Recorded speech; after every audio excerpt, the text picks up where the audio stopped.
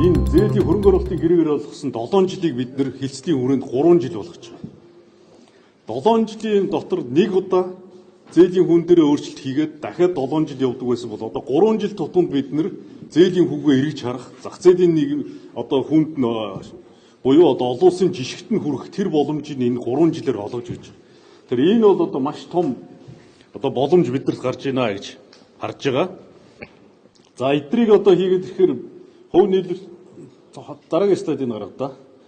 Зардлын бууралт бол одоо нийтдээ сая бид нар 2.5%-аар бууруулаад 4 дээр авчирснаар 6.2 тэрбум долларын хэмнэлт гарч байна.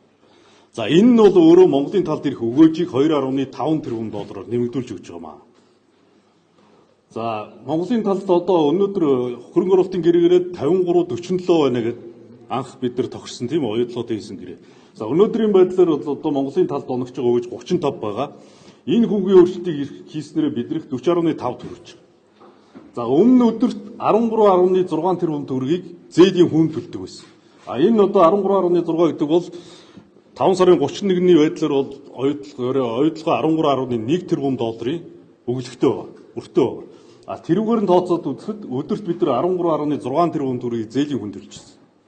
За энэ зардлыг бол бид нар 25%-аар энэ хэлцлийн хийсний үр дүнд буугаад өдөрт бид нар 10.2 тэрбум хэвлэх нэ. Ийм өөрчлөлтүүд орж иж. За цаашдаа бид нар одоо ямар өөрчлөлтүүдийг хийх вэ гэхээр хэлцдээ бас нэг тохирсон зүйл бол оюу толгойн санхүүгийн энэ зээлийн бүтцийг бүрэн цааш нь шинжлэхээр хамтарч ажиллахаар хоёр тал тохирсон. Энэ юу хэлж ийм гэхээр төслийн анх эренбээрээ хамгийн ихэнд төлөгдөх зээлүүд буюу тэр банк санхүүгийн байгууллагуудыг олгосон зээлийг бид нар тэндээс нь эхэлж бүтцийг өөрчилнө.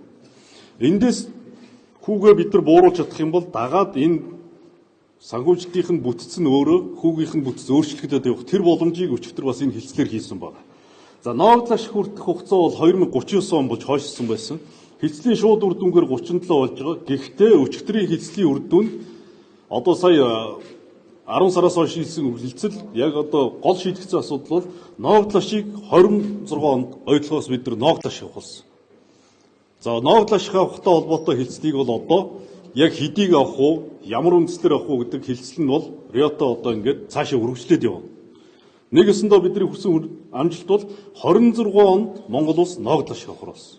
Энийг бол Риогийн тал хүлээн зөвшөөрсөн. Энэ бол одоо энэ хэлцлүүдэд гарсан бодит үр дүн юм байна.